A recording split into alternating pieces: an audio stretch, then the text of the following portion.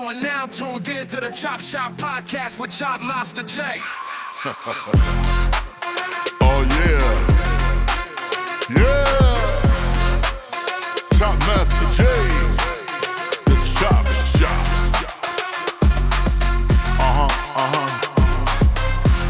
Chop Shop.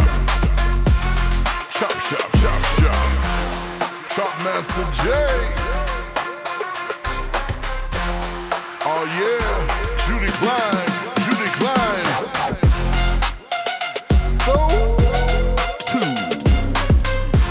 SOTU, son of the underground. Here we go, You all tuned in to the Chop Shop Podcast with Chopmaster J.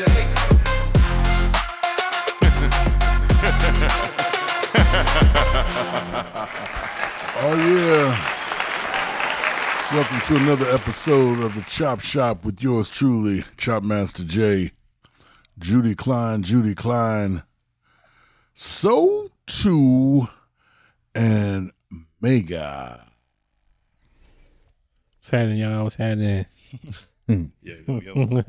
You know, we sitting up here, Judy, we so excited about everything as we enjoy this bonus round that we've been given in life. The bonus round is always something special and something good. And, you know, I'm appreciative and grateful to be able to sit here now 35 years later and still be doing what I love and doing it with a new vim and vigor for the 2024, 2025, and forevermore.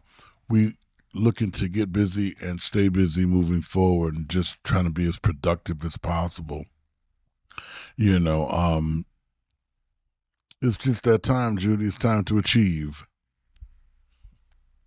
I agree. So, Jimmy, why don't you do this? For those who may not know, why don't you just catch us up to what you've been doing the past 35 years? I mean, I feel like I know because I talk to you every day. But well, you know, to tell you the truth, to go back, so, you know, growing up in Berkeley and playing music and jazz music since I was like 6 years old and playing in organized, structured music programs in the Berkeley Music School program, something that was uniquely fired up by the man who was program director of K-Jazz Radio, but was also the superintendent of Berkeley schools, named Dr. Herb Wong.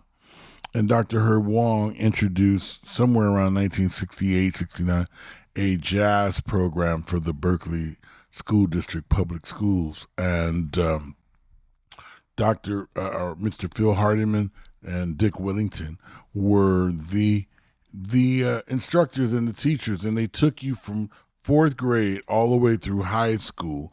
And by the time you were in high school with the Berkeley High School Jazz Band, you, chances are, were traveling and playing music festivals all over the world and winning certain competitions as they would have at Reno Jazz Fest and things like that. So it was a way to come up, and because you either learn in church or you learn the way that we learned and I learned, and which was with the jazz. And, you know, it was incredible. So growing up playing jazz. that explains a lot because I was wondering why the Bay Area has so many great jazz musicians and so many just great musicians from that area.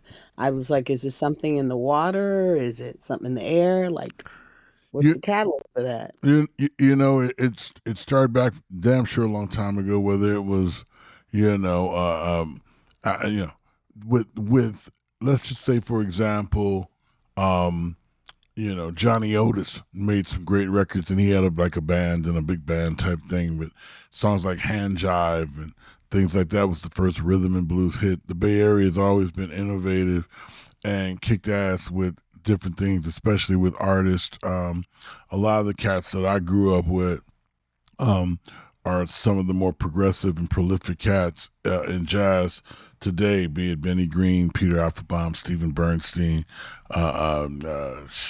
Peck Almond.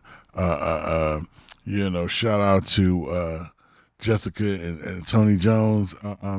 And the first cat though, Judy, that I was inspired by was a kid named Rodney Franklin, who was a Columbia CBS recording artist. And he signed it like 19 years old, right out of high school. And he went on to make a bunch of music and was very successful in that adult contemporary uh, um, um, genre back in the early 80s. He had like a big hit called The Groove, and it was big back when people like Grover Washington and Ronnie Laws and all those great people were dominating the radio. Rodney was in there, and so he had always been a constant inspiration for me as a musician, and ultimately wanting to be a recording artist. And so and my father, just to say and make sure I make this really clear, was my biggest influence with jazz. He was only jazz and standards, and some Charlie Parker, some Coltrane, or even a vocalist like Joe Williams or people like that. That was it, and that's all I heard from him. And my first song that I ever played was "Mercy Mercy" by Cannonball Adderley, and Wow. that was the first song I had ever learned at 6 years old, and we used to play it as a family. My sister on piano, my father on sax, and me on drums. And the jazz thing runs real deep. You know, So how did you make that transition from jazz to legendary, groundbreaking hip hop you with Digital Underground? It was a must. It was something that I had to do in somewhere in the early '80s, somewhere around '83 or so. A lot of my band neighborhood kids I grew up with, cats Michael Weaver, Miko, Eddie Menefield, Bonnie Boyer, and a few others. We all grew up in the same neighborhood, and I was the biggest Prince fan in the world when when the For You album came out, and I used to cut like 10th grade and just practice to the album because I was going to be ready for if I ever got the opportunity and stuff like that. So that was like in 79 or so, 80. But somewhere around 83, um, a lot of the folks that I grew up with started playing with Sheila E. and eventually with Prince. And it sent me into a thing of depression for a while. I mean, I was still playing jazz and recording with my father at Fantasy Studios in Berkeley, and we were cutting albums and stuff. But I wanted to do something that filled up arenas. I wanted to tour and be like do arenas, and I wanted to do something different than everybody else in my musical environment was doing. Everybody was trying to either do a rock band or a pop band or an R&B band. And so, we had the Tonys, Tony, they were doing that. Didn't really want to try to do that. And then hip hop, we had Too Short, and then eventually Hammer, but we really had like Too Short and stuff. And so I really became a big fan of hip hop and rap music and going to those concerts. I was going to Fresh Fest.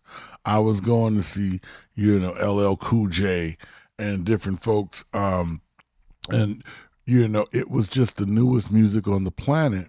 And I thought that, man, what I would love to do is get me a cat that could sit behind the keyboards and rap, and we could jam as a band and be like this hip hop band. And that was what I looked to want to do. And so, I had to pull myself out of that depression watching all my friends play the Purple Rain tour, everybody doing really great. I'm happy for them. But being who I am and the way I was, I had to create my own situation. And lo and behold, in 1987, that got started when I took a trip to a little music store in San Leandro.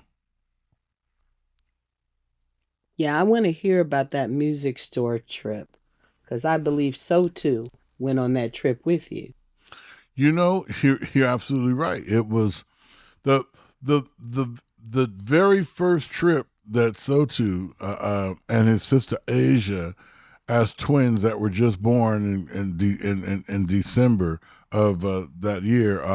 So the following year, their first trip out of the house in March was to a music store so that my mother-in-law would help me in assisting in getting me equipment, recording equipment for me to stay home and make music at home and stuff, because I was out doing the music in one way, but I just had a pair of twins and my wife and I, and so it was important that I try to get down with making some recordings and doing something contemporary and just being brought into the world of MIDI, musical instrument digital interface stuff where you could just hook up different sounds and stuff and create songs and make music with this new digital era. So, it was fun, but I didn't know much about it and the way it worked. But I went to a music store to go and purchase me, I believe, probably a drum machine and a sequencer or something. And I left there with a whole lot of stuff that I didn't know and probably didn't need. But uh, this young cat, this cat, yeah, this cat, Greg. I met Greg Rocker, later gone on to be known as Shock G and even Humpty Hump. Excuse me, but at the time he was a salesman at Music Unlimited in San Leandro, and he was selling samplers and all the digital gear, and he was like an expert at using and selling the gear. He was a salesman.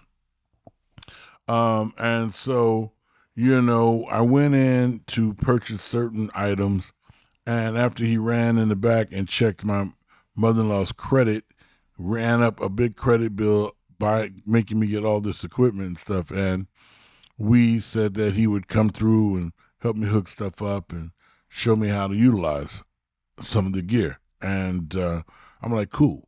So, that was the beginning of the relationship and the beginning of what I looked to do, and that was become a successful recording artist, and make records so that we could play arenas and have fun and travel. Wow. Now, what was your first impression of Gregory? Um, you could tell he was from somewhere else because he first of all he had a mullet. He had an afro mullet. We are talking 1987. He had a mullet and he kind of slinked around. He had like he had a different thing. He felt like he was from down south somewhere, though he really wanted you to know how much he was born in Brooklyn and stuff because that's where hip hop was. You had to be a New York thing to be wanting to be taken seriously in hip hop back in 1987. So whatever connections you had to New York, you were going to use them and say that But his swag was definitely a slow paced kind of a thing, and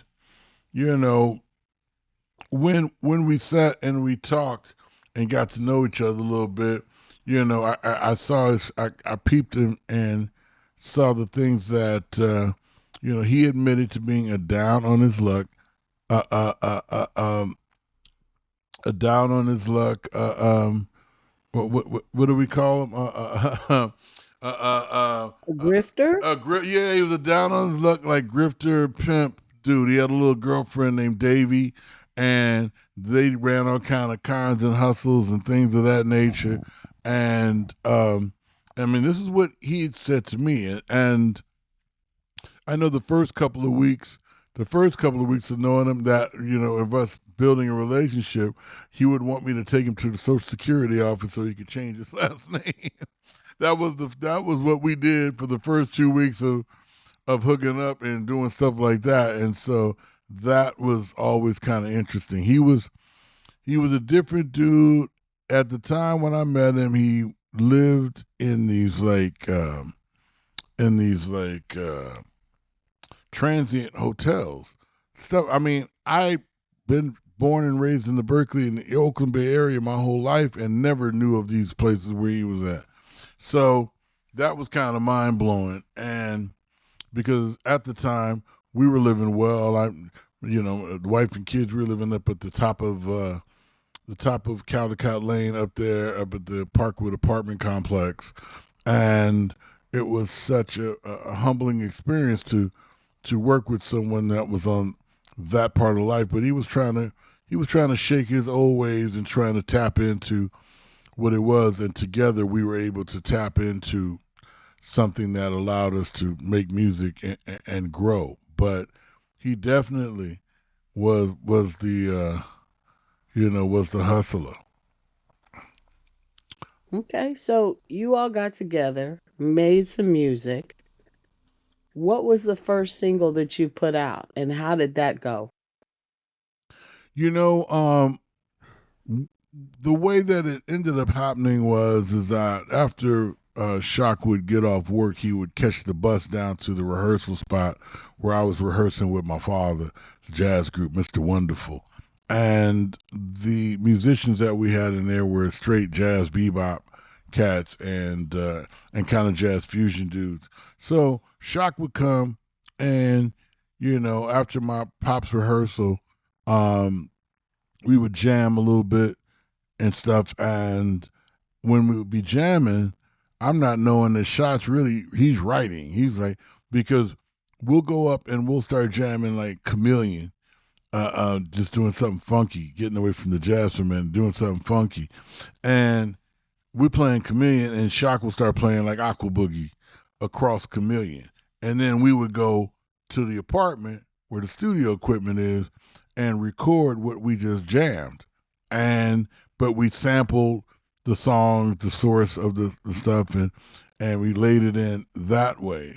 And one of the other jams that we used to jam a lot was the Pink Panther theme, because Shock at that time was not that prolific at the acts. He really was a musician that the technology and the MIDI, he was perfect for that era of creating, because the little bit that he knew at the actual keyboard, when he blended that with the technology and what he genius. So at the end of the day, we used to practice the Pink Panther theme, and we jammed that out, and we used to jam that. And so we would go back to the apartment, and we recorded Your Life's a Cartoon and Underwater Rhymes, an underwater fantasy hip-hop song that was kind of funny with Aqua Boogie and Chameleon. And, it's funny, we're on the 50th anniversary of Chameleon right now by Herbie Hancock and the Headhunters, Judy. And we recorded the song Underwater Rhymes at the same studio that Herbie Hancock and the Headhunters had recorded Chameleon originally, 25 years earlier. So, How cool. and so it's really been a trip how a lot of this stuff came back around and how things work in cycles. But, the first single was Your Life's a Cartoon, Underwater Rhymes. We recorded that at the crib, and then basically took a weekend over at Hyde Street, dumped it all there and mixed it there, and got out of it. And we had nothing but love and support from like my family. My father, he bankrolled a lot of the stuff that we did initially and stuff like that. So, that was something that Shock and I built our relationship on, a partnership called Digital Underground. Now, where did the name Digital Underground come from? Because at the time you guys were cooking it up and getting ready for it, digital wasn't a thing out in the world yet. Right. Like, you guys were really on top of that. Very innovative. Well, the whole underground thing came from hip hop at the time was driven by people who were calling themselves posses or having a crew, an entourage, or whatever. And so the idea of most of these crews consisted of a bunch of people. You had ultramagnetic MCs or Grandmaster Flash and the Furious Five or other crews, but the real deal is it was just Shock and I. So we created the illusion of it being more than just us as musicians and producers of the situation, and created the underground, which meant all these different people that you didn't necessarily see. And I I was calling it Electric Underground because it was up for me as a jazz cat that came from playing acoustic. For me to come in and be plugging in all this gear and doing stuff, it was Electric Underground. And Shock is even the one who said, "Hey man, it's digital era now." You know what I'm saying? I said Digital Underground, and there it was. I made that name up right there in the store where he worked, as I convinced him that we should become a band and do this like a band. And he was completely wanting to do it, and this, that, and the other, because like I said, he was, this was something that he had dreamed about, and he left Tampa Bay, where he's from, and from what he said on his own, his people weren't really supporting his dreams and things of that nature, and him coming out to the Bay and us plugging in, and me utilizing my community and family and everyone made this group jump off. I mean, we really had a lot of people that came and supported the moves because they love me, and that's where I'm from, and this, that, and the other. And Shock was able to reap those benefits because, he was down with me and stuff like that. But his talent was very, very dope and immeasurable in a lot of ways. And what we both brought to the table made that shit fly. Okay, I just have to I gotta say this to you. And I know I wasn't the only one, but I laughed when you said, you guys needed a crew, you needed more people, that sort of thing. I found it really funny that when Digital Underground came out, all of us were like, well, no, Humpty's not the same person as Shock G. We just knew it was like 3 or 4 people. Right. Like Exactly. it looked like y'all had like so many people in that group, and we're like, no, that can't be the same person. Well, in our need to want to create, and keep certain anonymity, and just to keep the illusion of it being, you know, multiple folk, there would be a lot of times that we would put some of everybody or anybody in our photos, even on our like album cover photos. A couple of cats to be just somebody's friend or homie, or or if we were doing something somewhere else, it might have been the janitor that we it might have been the custodian cat at the arena that we made friends with earlier that day or something, and put him in the picture. Digital Underground was never anything but Shock and I. And the other folks that have been there were just hired hands and people who, were able to participate and make some of their own dreams come true by being on a stage that, Shock and I had set. And the real deal is like there are a lot of people who have participated in DU since then, but the real deal is that it was he and I. It was he and I when we were popping and when stuff was selling and when things were going good, because it was a chemistry of stuff, a lot of things unseen. You don't see everything. Shock was definitely the star of the group, but he wasn't Digital Underground alone. But at the same time, some of the other folks that came and participated aren't necessarily Digital Underground either. So it was an illusion pulled off by a grifter, a down on his luck grifter, a man that was really, really, really looking to make a move to be acknowledged and things of that nature that at that time he felt he let his family down and a lot of personal stuff like that. So this guy was really, really serious about making this thing happen once we got it going, because he just thought I was dreaming and nothing was gonna pop off. But when it did start to pop off, it became everything to him for a minute, and then it became extremely successful. And that brought on a whole new other set of issues. So once you guys, you made it, you started becoming successful.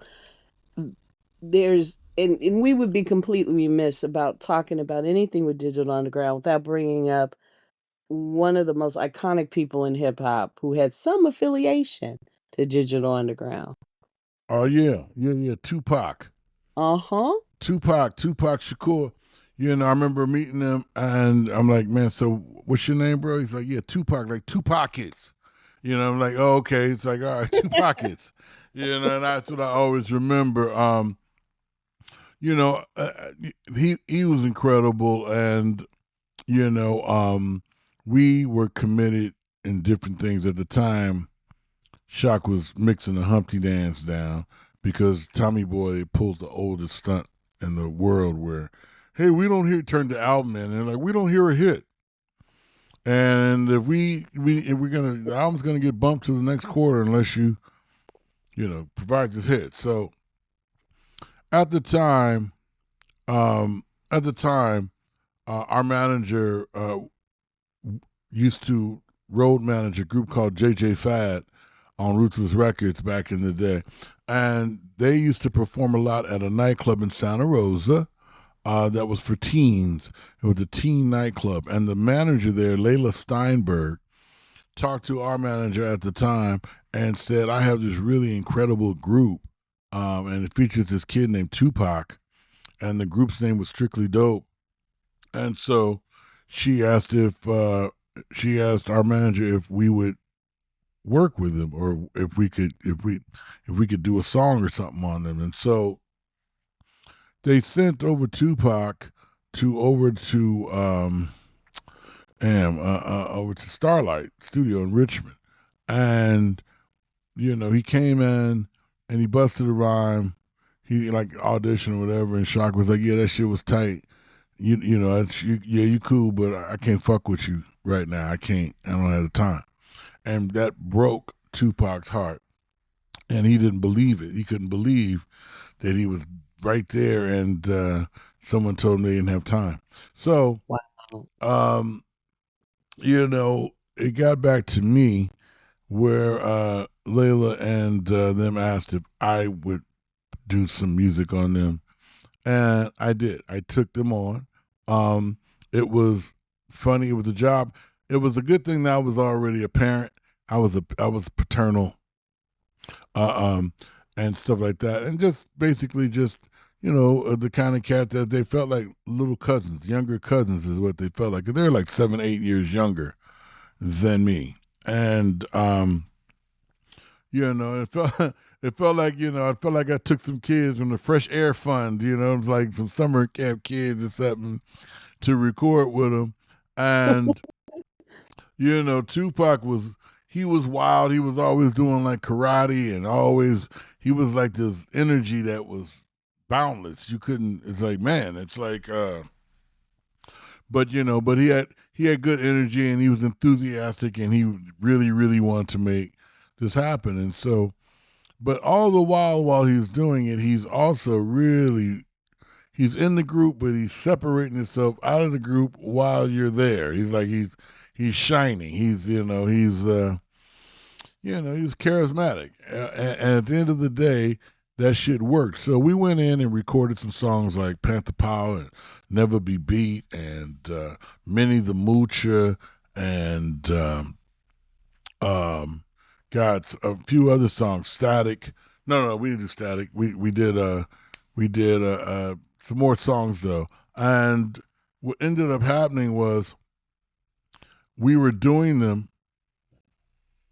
We would be doing them. And then with DU, we would be on tour. We had to cut back to Europe.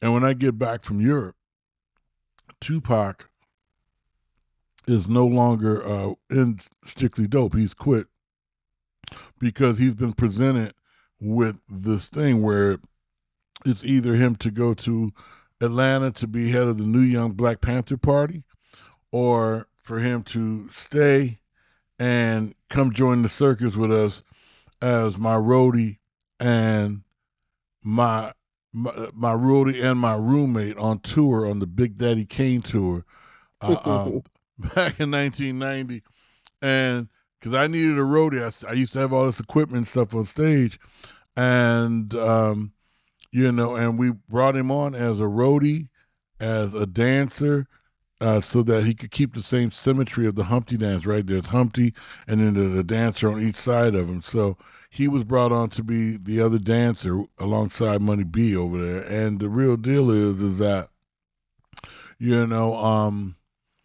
he basically did what he had to do, and put in the work, and he did the certain things that he had to do, and lo and behold, he went from roadie to movie star in less than a year. Wow. Mm-hmm. And so I really think about him sometimes. I miss him because he really was enthusiastic, and he gave you he was a dude that there was a certain amount of hope that you saw him have in trying to achieve shit, and that was like a good feeling. But more than anything else, yeah, Tupac is an incredible individual, an icon, one of the last 20th century American icons. And it was heavy to had spent that time with him and play the role that I played in his life. And like I said, I'm remaining so grateful. I'm still here in the bonus round. We spoke of Shock, who's gone, Pac, who's been gone, and a lot of times I feel like the sole survivor. And I just remain grateful every day so that we can keep it going and move it to the next level. Wow. So what is that next level now? Oh, that next level is something that I've been blessed with. Remember that kid that rolled with me to Music Unlimited? Yeah, the cute little one that was in the Yo MTV rap Yeah, the segment one. on Yeah, MTV with yeah, exploding. yeah, Yeah, he was a cutie. We're talking about SOTU, and SOTU, and the Digital Underground Next Generation Dung. That what they're doing and paying homage to one of the cool groups and pioneering groups, and they're paying homage to our groundbreaking debut LP Sex Packets. But in addition to that, they're just carrying the torch.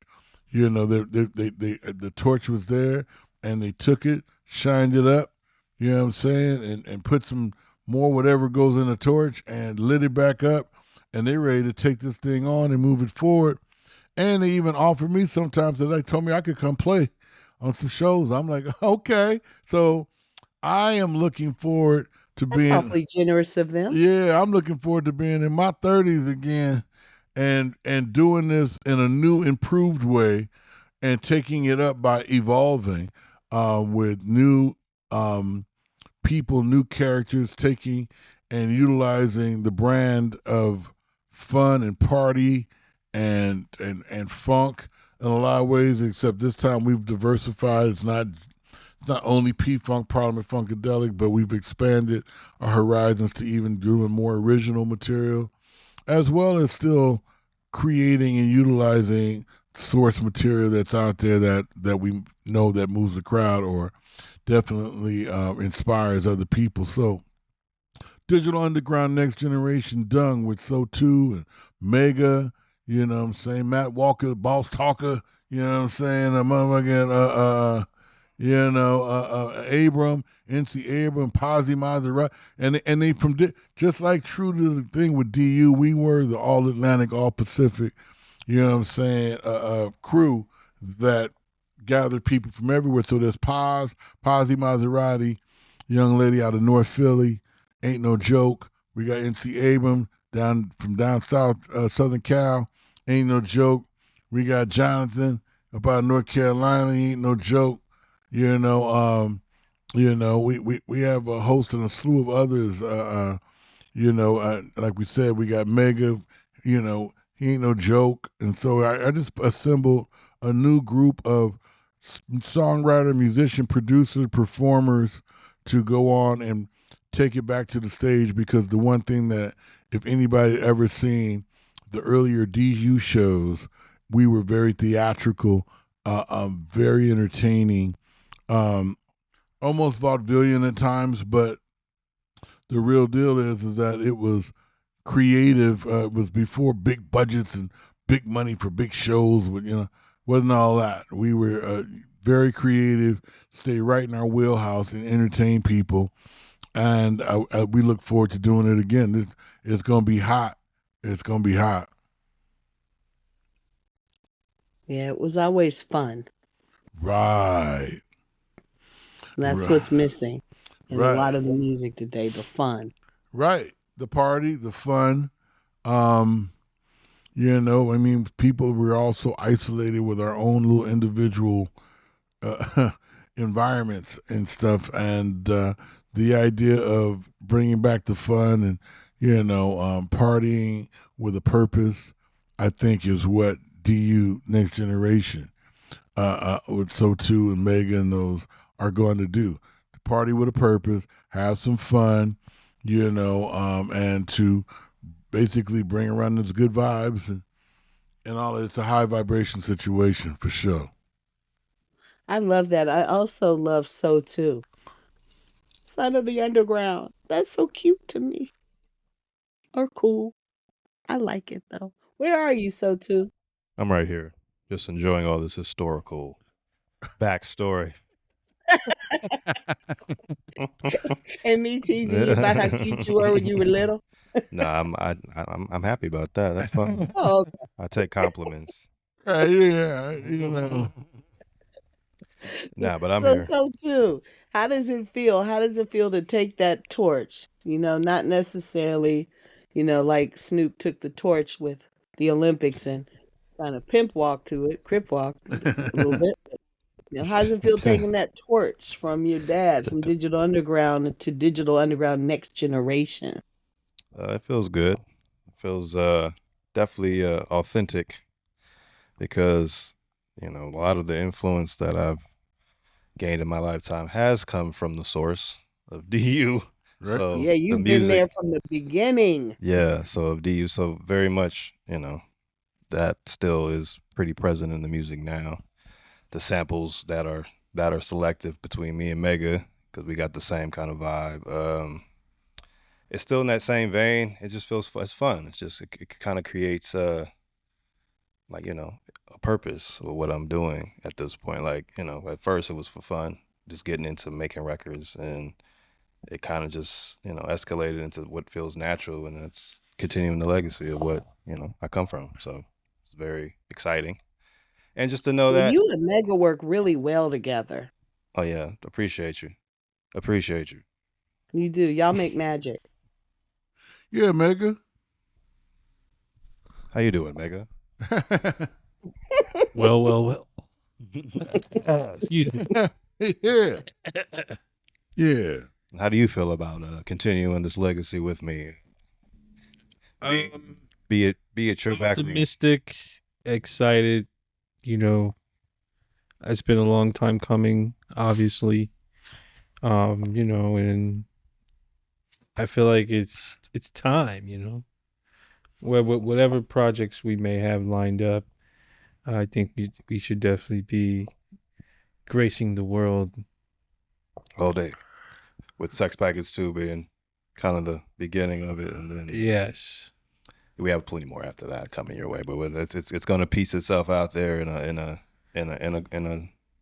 big way.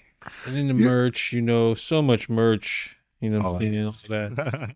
Well, and what I like as well, Judy, is where they're getting down with Dung and doing that, but they also have been co-producing some of the additional music that I have as, with George Clinton, featuring George Clinton and Dave Hollister and El DeBarge and a host of others. I mean, they can get down with everything from some hip hop to some funk to some real R&B, very musical stuff. And so they're not limited. They're not beat makers, as it were. Right. I appreciate that they have such a breadth of music knowledge. We're composers. And across different genres and decades and things like that. Like that's refreshing. Which no disrespect to the beat makers out there, you know what I'm saying? We definitely respect the beat maker community. Oh, sure. Absolutely. Sure, but I mean, I would say a part of my background would be beat maker. mine too. That's how it started. You know what I'm saying? Mine too. And you know what? Just get that straight. Mine started with beating on my desk in class. At the end of the day, Right, with a pencil. you know what I'm and, saying? and a quarter or a nickel. Yeah, I've been a beat maker for a long time too, and Yeah. with my mouth and everything else. But the bottom line is, I will say this, that Beatbox. Oh, here we go. Look. anyway, the bottom line, right? The bottom line is Isn't that an Olympic competition? Is it? no, Beatbox? no, It's bizarre. they're not having no beatbox Olympic It competition. should be. It would go Break right dance. along with the breakdancing. What's the Yeah. difference? I mean, Your mouth, exercise with your mouth. at that point, we gotta make everything an Olympic. It's a skill. Fucking. Oh, who can drive better to 7-Eleven and get back Right. in 3 p.m. traffic in L.A. Like, Best Uber. What's the best Uber drink? But right, who's got the best route? what's more fun, Judy, and what's really cool about hanging out with them and doing this next generation of hip hop and art is a beautiful thing. Plus, they're appreciative and respectful and appreciative of opportunities, because there have been a lot of times, and some people know what this is, when you turn out to be the dream merchant. And I've been the dream merchant to a lot of folks in the past. And, the dream merchant is something that a lot of times never really it gets appreciated, is never appreciated. It goes basically into a situation where, there's a bunch of intangibles. There are a lot of things that go into being the dream merchant to help make things happen. And when sometimes you make people's dreams come true, they either love you and show appreciation or resent you because now they're successful and they got to keep that shit up. And that is a job. So being successful is a job. And it's not something simple for a lot of people. Some people think you're just going to do this and get over and that's it. But that ain't the case. And when you sit back and watch how people can take that dream and tear it down or tear it apart, is like, it's horrible. You can watch them. So I've seen people take the things that I do and bring to the table and make the most of it and show appreciation. I've also experienced people who will take those blessings and piss all on them.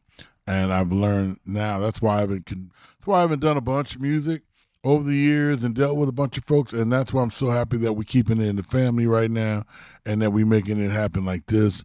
It's been a long time coming, like Mega said, but it's about to pop off right now. And so here we go.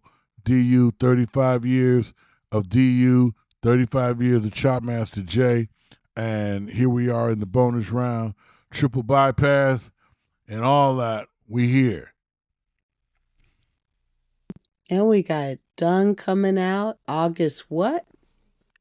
August 25th, and we got all kind of different things happening moving forward from there, And so, the idea of the Dung project coming out towards the end of August is very exciting. I think people should go on to Spotify and go find us at DUNxG.com and get with it. And here we go. So, I think that this Judy Klein has been wonderful. It's been wonderful talking with you, Judy Klein, and I'm glad that Mega stopped by and SOTU was up in the house so that we could, let everybody know what's going on. There's so much more to the history of DU that we'll be sharing those stories in future episodes, and just look forward to SOTU and Dung with Sex Package 2 to re-up. Chopmaster J, Judy Klein, SOTU, Mega, and we are up out of here. Yes. Sorry I'm late, but the shark ate my record crate.